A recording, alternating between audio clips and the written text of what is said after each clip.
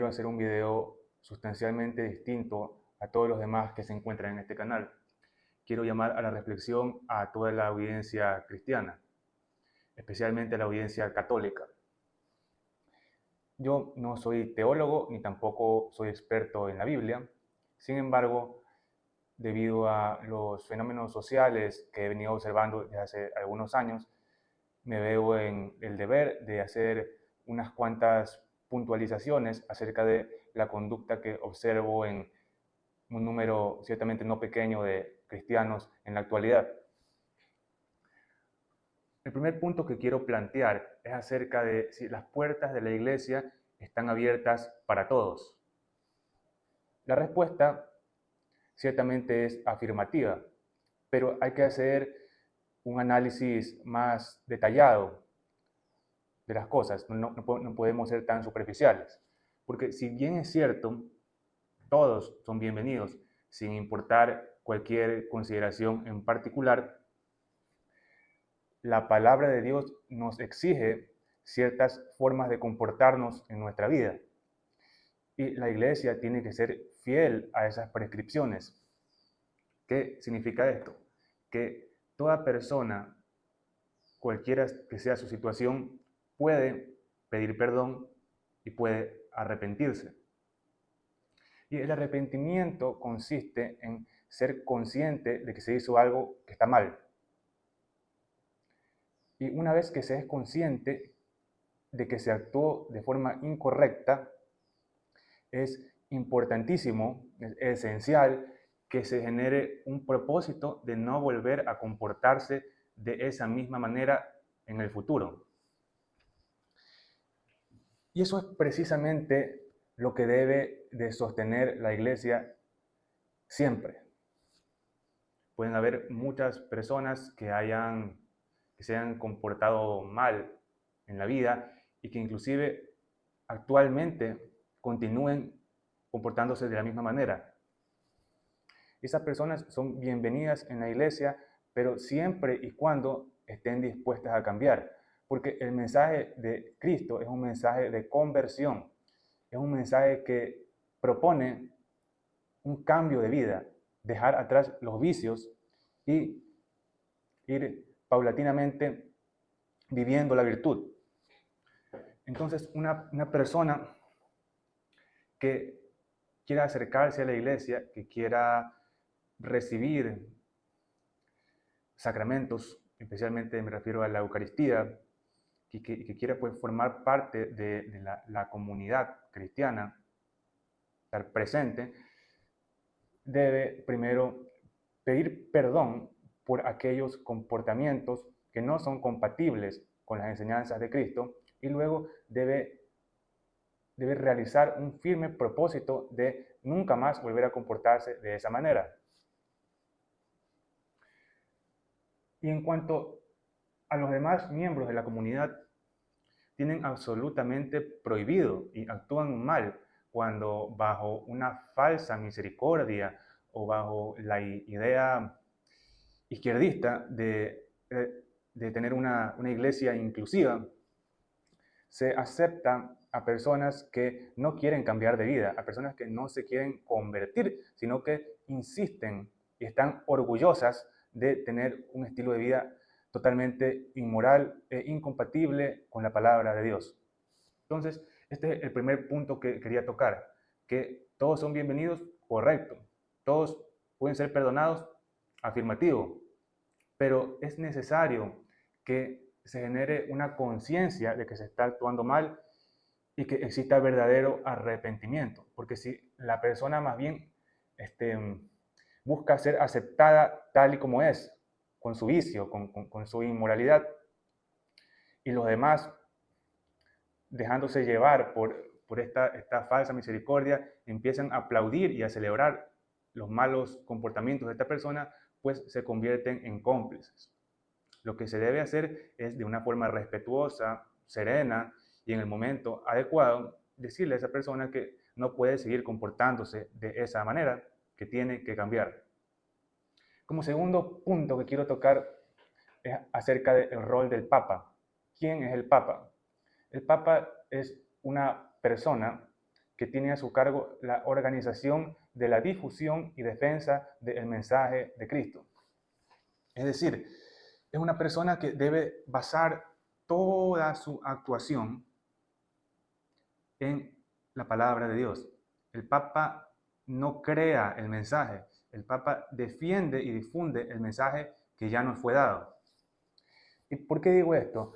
Porque me he dado cuenta que hay una especie de confusión entre los católicos de que creen que el Papa va a pronunciarse acerca de lo que es el matrimonio, o el Papa va a pronunciarse acerca de cuándo comienza la vida, o temas como por ejemplo, cuántas veces es posible casarse,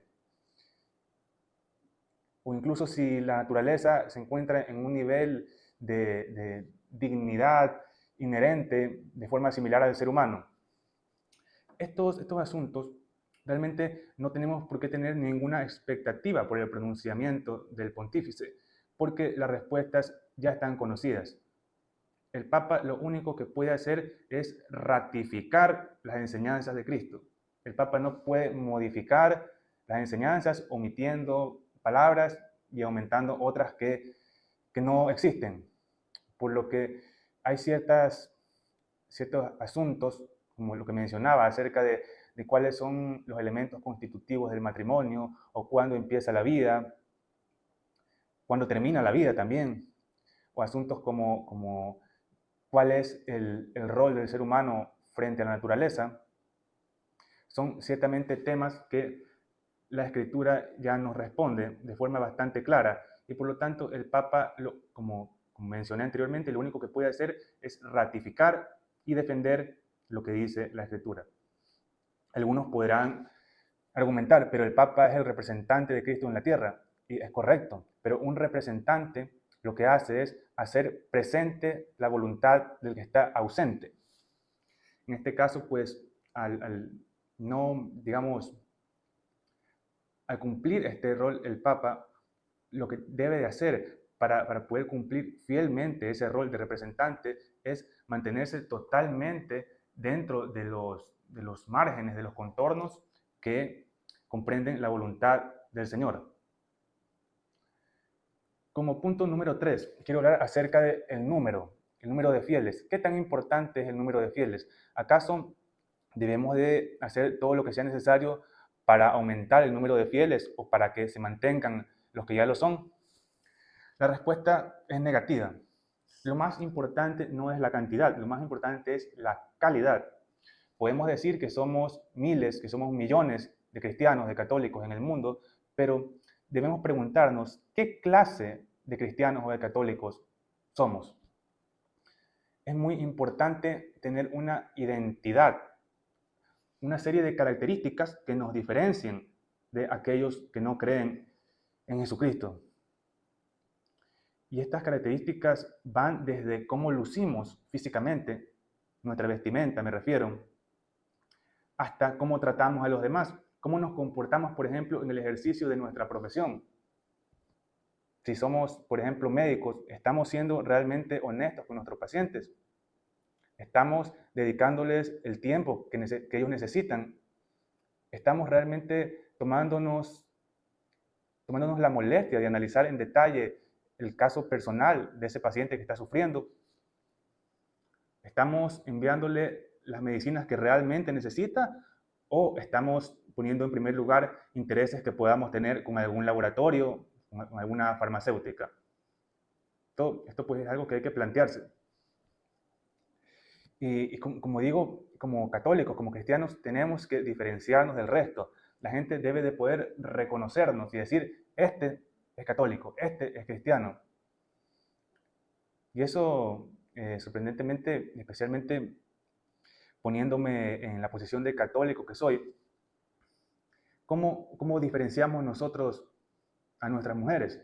Pues normalmente no suele haber ningún signo que las diferencie del resto, a diferencia de la mujer musulmana o la mujer evangélica, que pues por su vestimenta nos damos cuenta inmediatamente a qué credo pertenece. En cambio, las mujeres católicas, digamos, pueden tener 2 hilos amarrados al cuerpo y no tienen conciencia de lo que es la pureza, de lo que es el pudor, porque se han vuelto totalmente tibias, totalmente laxas.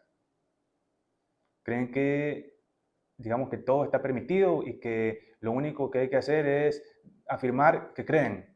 Y eso es un gran error, porque el mismo Cristo dijo, quien me ama, cumple mis mandamientos. Y esto no debe entenderse de ninguna manera que yo estoy a favor del velo islámico o algo similar a eso, sino que simplemente quiero decir que es realmente preocupante cómo la mujer católica ha ido cada vez más relajándose en cuanto a las normas morales y está actualmente irreconocible. Una católica puede ser cualquier, digamos, puede tener cualquier comportamiento que sería propio de los paganos que existían en la época de Jesucristo, o hasta peor que eso. Como cuarto punto, antes de cerrar el tercer punto, quiero concluir diciendo que no debemos esforzarnos porque la gente acepte nuestras creencias, nuestras normas, sino que más bien debemos de esforzarnos por explicar, por evangelizar. Y si no les gusta, es problema de ellos, que se vayan. Es decisión y responsabilidad de ellos. Pero de ninguna manera nosotros podemos suavizarnos, cohibirnos o hacer, digamos, aceptar cualquier cosa con tal de que no se vayan. Si debemos de volver a ser nuevamente 12, pues que así sea. Como cuarto punto, quisiera hablar acerca de que la iglesia no es una ONG. La principal función de la iglesia no es armar canastas, vender dulces para recolectar fondos u organizar bingos. La principal función de la iglesia es evangelizar, es enseñar.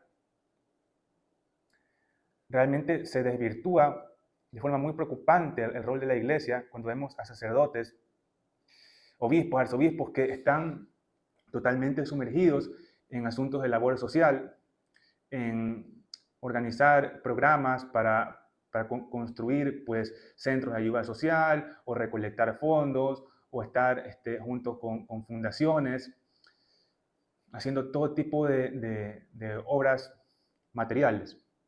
Esto no tiene nada de malo, es bueno y es necesario. Lo malo está en cuando el clérigo se olvida de su labor pastoral y se dedica exclusivamente a esto, o dedica la mayor parte de su tiempo a esto, pues esto ocasiona que no haya nadie que administre los sacramentos. Vemos que alguien quiere acudir al sacramento de la confesión, por ejemplo, y no hay nadie que pueda pues administrar dicho sacramento, y cuando hay alguien, permanece menos de una hora en el confesionario, y si quedó gente que no fue atendida, pues no le importa y se va a hacer otras actividades de la naturaleza de las que le estoy indicando, que la labor social, que las fotos, que las fiestas, las reuniones, y esto es un gravísimo error, pues se desnaturaliza el rol de la iglesia. La iglesia no es una ONG, la iglesia es maestra de la palabra de Dios y a eso debe dedicarse.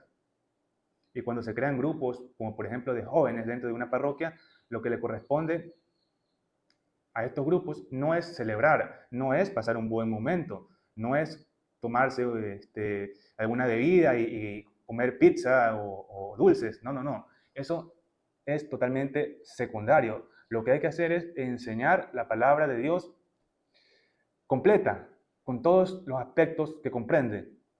Y esto no tiene por qué ser divertido. ¿Quién ha dicho que todo en la vida tiene que ser divertido? Aquí lo importante es alimentarnos de esa palabra que es lo que realmente le da valor a nuestra vida. Y como quinto y último punto, quiero decirles a católicos y cristianos que no tienen nada de qué avergonzarse. La izquierda en las últimas décadas ha hecho todo lo posible por hacer que católicos y cristianos nos sintamos avergonzados de nuestro pasado. Se menciona incesantemente la historia de la conquista de América como si hubiera sido una serie de crímenes tremendos en contra de los habitantes precolombinos. También se usa el tema de las cruzadas, la supuesta matanza y la supuesta tortura y matanza a Galileo Galilei. utilizándolo como el máximo ícono de la supuesta persecución en contra de la ciencia y el progreso. Encontramos también el asunto relativo al Tribunal de la Inquisición, la intolerancia hacia otras religiones o inclusive el racismo. Todo esto es absolutamente falso, absolutamente falso. Y ya vamos a hacer videos en este canal en el que vamos a desmentir cada una de estas falacias que han sido construidas por la izquierda.